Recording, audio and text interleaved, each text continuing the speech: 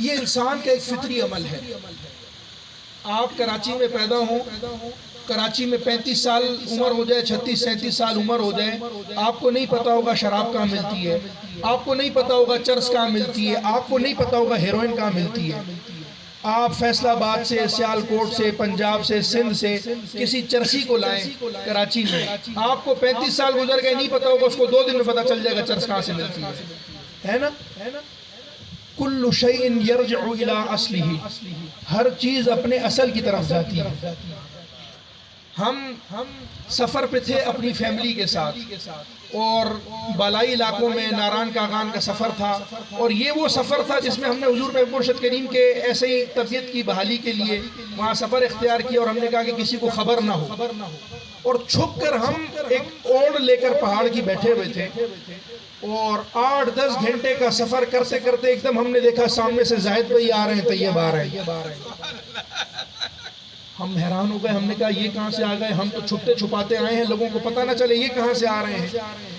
وہ کہتے ہیں نا جب دل مل جاتا ہے تو پھر اٹریکشن خود بخود پیدا ہو جاتی ہے. دور سے طیب نے کہا کہ وہ میں نے سائیں بادشاہ کی گاڑی دیکھی ہے، وہ سائیں بادشاہ کا پورا قافلہ موجود ہے وہاں چلتے چلتے. سائیں بادشاہ جب تشریف لائے آپ محبت فرماتے ہیں، ان کی اپنا اکثر و بیشتر جو سفر ہوتے ہیں ہمارے کربلا کے، نجف کے، عراق کے، اس کے علاوہ مدینہ، مکہ، اور جو اسفار وغیرہ جتنے بھی ہوئے اکثر زاہد بھائی جو ہے حضور محبوب مرشد کریم کے ساتھ ہی ہوتے ہیں. ان کی محبت، ان کا اخلاص. تو وہاں وہ ایک دم آئے اور ہم نے بھی حیران ہوئے. سائیں بادشاہ نے فرمایا آئے، بیٹھے، تھکے ہارے تھے، لنگر ہوا، پھر ہمارے ساتھ ہی ہوٹل پہ رہے، وہاں آرام ہوا. میں نے کہا یار اس ایسے بیابان کے اندر جہاں کوئی ایک دوسرے کو جاننے والا نہیں، یہاں یہ کیسے مل گئے؟ تو اس کا مطلب یہ ہے کہ کل شیء یرجع الی اصلہ.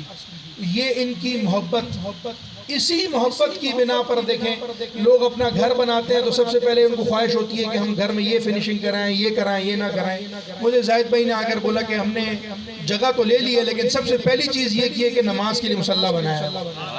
اور اب دیکھیں کہ وہ مصلی کرتے کرتے اتنی عالیشان خوبصورت مسجد کی شکل اختیار کر گئی ہے.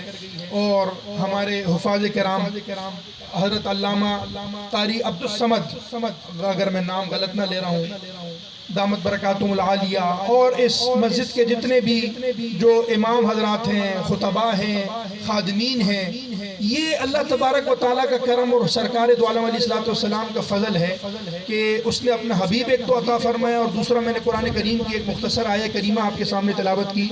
میرے ابھی 5 منٹ پورے نہیں ہوئے، پورے 4 منٹ ہو رہے ہیں، 4.5 منٹ ہوئے ہیں. تو اللہ تعالیٰ نے ارشاد فرمایا لو انزلنا هذا القرآن على جبل لرأيته خاشعا متصدعا من خشیۃ اللہ. یہ قرآن کریم اگر میں پہاڑوں پر نازل کرتا تو وہ ریزہ ریزہ ہو جاتے. یہ تو سرکار کا قلب اطہر ہے کہ اس کے اوپر قرآن آ رہا ہے اور آپ برداشت کیے ہوئے ہیں. حضور مولا کائنات کی ران مبارک پر آپ نے سر رکھا ہے اور وہی آتی ہے، اور اتنا وزن آپ کو محسوس ہونے لگتا ہے کہ حضور مولا کائنات جو خیبر شکن، جو دروازہ آپ نے توڑا تو 70 لوگ اٹھا نہیں پا رہے تھے، کئی ایک روایت میں 40 لوگ اٹھا نہیں پا رہے تھے. اتنا زور آیا کہ آپ کے چشمان مبارک سے آنسو گر پڑے اور چہرے اقدس پر گرے. فرمایا کیا ہوا؟ فرمایا یہ وہی کی طاقت تھی جو میں برداشت کر رہا تھا، تمہاری ران یہ برداشت نہ کر سکتی.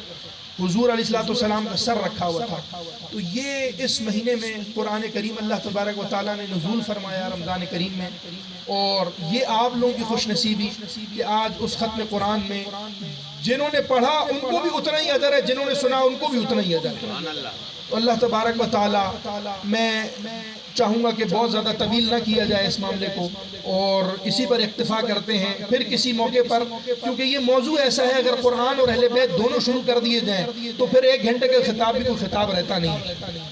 تو مالک کریم میرے کہے ہوئے ان الفاظ کو اپنی بارگاہ میں قبول فرمائے، اور میں ان کی محبتوں کا بھی شکریہ ادا کرتا ہوں، اور ان کے اخلاص کا، اور جتنے احباب یہاں پر ان کے ساتھ تعاون کرتے ہیں، دامے، درہمے، سخنے، قدمے، جیسے بھی تعاون کرتے ہیں، مالک کریم ان کے بھی درجات بلند سے بلند فرمائے. اور مالک کریم اس مسجد کو، یہ مدرسہ اور مسجد غوث اعظم، یہ حضور غوث پاک کا بھی فیضان، وہی سارا فیضان چل رہا ہے حضور غوث پاک کا. کیا فرماتے ہیں؟ چو محمد درمیان انبیاء، غوث اعظم درمیان اولیاء. تو یہ حضور غوث پاک کا فیضان، یہ مسجد اللہ تبارک و تعالیٰ قیامت اس کو جاری و ساری فرمائے اور اس کا فیضان بڑھاتا رہے. وما علیہ الا البلاغ.